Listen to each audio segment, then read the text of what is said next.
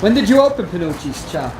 St. Patty's Day of, this will be going on our 3rd year, 2-year anniversary will be St. Patty's Day. Now, we know you're a mainstay of the Greek community, but on St. Patrick's Day... I'm Irish. I am complete Irish on St. Patty's Day. Maybe we'll get the mayor in here too on St. Patty's Day. Maybe we'll get all of them, you know, with some tables out here and make it look good and show them what the city should look like. Chuck, what do you think of the situation here down on Elm Street? Well, you know, I have mixed reviews of what's going on down here. I don't think much is being done because people are scared to do things that should be done for the people downtown, business owners, community people that like to come downtown.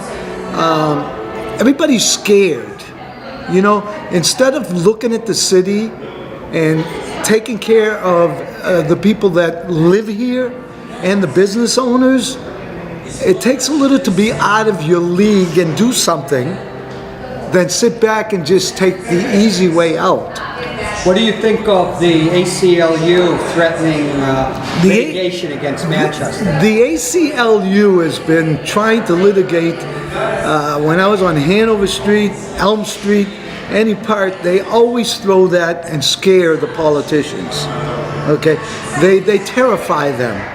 And if you go by the bylaws of what the ACLU, they're telling you that in front of your business, there is a certain amount of footage that you have to give to the handicapped, to anything in that manner. And they take that and they blow it out of proportion because there's a certain element of, like, I think it's 48 inches or halfway that has to be.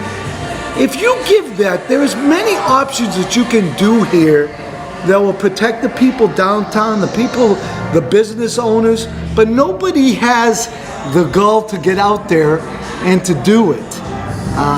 Right, Chuck, you were over, didn't you have something to do with Hanover Street? That they were able to put the tables out on Hanover Street. They came at us, they threatened us at that point of time 10 years ago. I was the first to get Hanover Street closed up. Right. We were threatened and threatened and threatened with lawsuits, and you know, I fought. I continued to fight and fight, and they tried to get in there and make us not do it. And the law is, you follow exactly what it is. They can't threaten you with anything but what the law states. If you followed it, we gave. As long as you give what there is supposed to, they can't threaten you with other things. And that's what's happening here. What's happening here is the mayor and, you know, the alderman approved that 12-0 of the outside as far as Elm Street. And then all of a sudden the mayor comes in and the mayor says, I'm going to veto it. Well, why are you going to veto it? You're going to veto it because you're being threatened and the lawyer, or who is the main person here?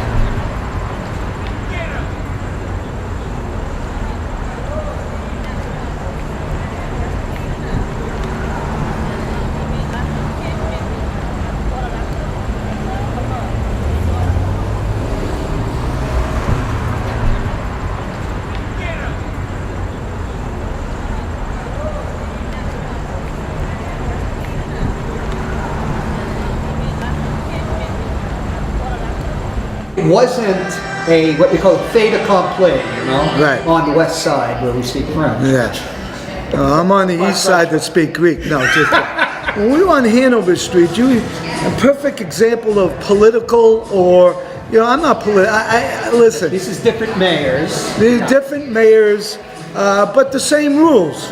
Right. You know, and you know, you had the Palace Theater, and I was next door to the Palace Theater. Yes. Now here's a perfect example. It was okay for the Palace Theater to be able to handle their outside, but for me, that was next door, okay, had to follow a different set of rules. Oh, I didn't know that. Oh, absolutely, it still is. And what I'm trying to tell you is that people shouldn't be scared. Politicians or anybody should not be scared of suits. If you do things correctly, okay, you can take it. The homelessness downtown, okay, let's get into that situation. The homeless has always been around, okay? When I was a boy, a teenager back in the 70s, remember the McDonald's had Downtown Judy, the Professor. Downtown Judy was unbelievable, okay? But you always have that. Yes. The whole scenario is people get scared of how to handle it, okay? And like when Tim Baines brought this up, yes, business owners should be able to control their front, okay? They say they're scared of being sued. Well, maybe they should be scared of me suing them for loss of revenue. You understand? These are my points that I'm trying to make. Now, if I come to the city, okay, and threaten them with a lawsuit, okay, which, believe me, I won't be scared to do, okay, but they think that lawsuits changes perspectives or things to do. So if I threaten them with a lawsuit, what are they? They're going to treat me the same way as the other people are?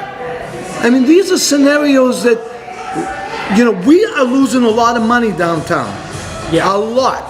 Every business person down here is losing money. Nobody speaks up. I'm not scared to speak up. Okay? All right? We need to take control of the city. I'm talking not just mayor, not just aldermen.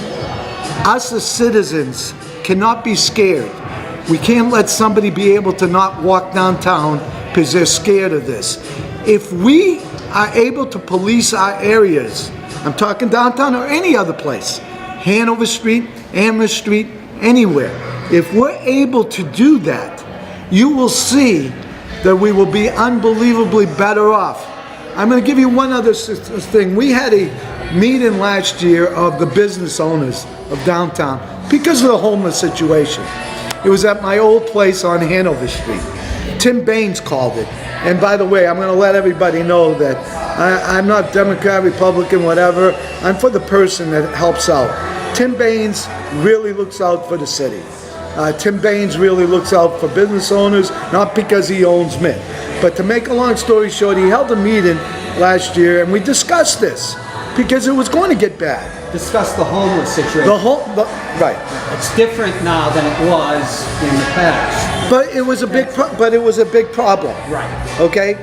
And the thing was, is I stood up in that meeting and the mayor and everybody was there.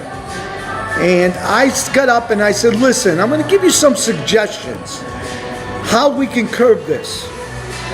And the suggestions I made was people are sitting outside or doing this because they only had the shelter open from a certain point of time to a certain point of time. And if you didn't get there at that time, they close it up. Well, my recommendation was get it open, keep it open, and let the people come in. Then you wouldn't have this. So, and not just that, put some recreational things in, put in some people that know about the addictions and all these things, and do this kind of stuff, and patrol the area. So what tends to happen is we have no money, we can't do, well, you know, this and that, so they let it go.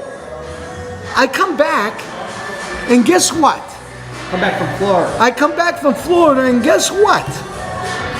They're trying to curb this, and the suggestions were made there a year ago at this meeting, and guess what they're doing?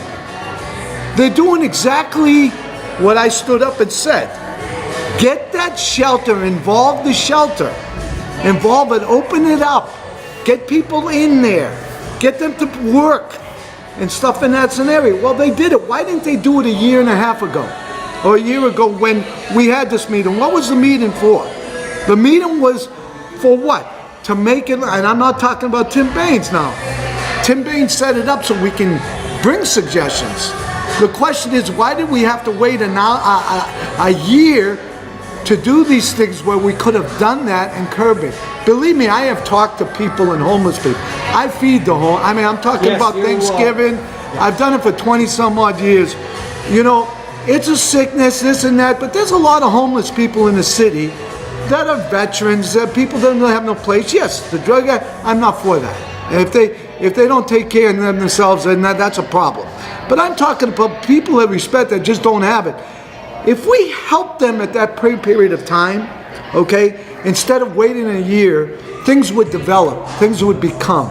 I mean, this city is scared. People are scared. We have some people that are not scared.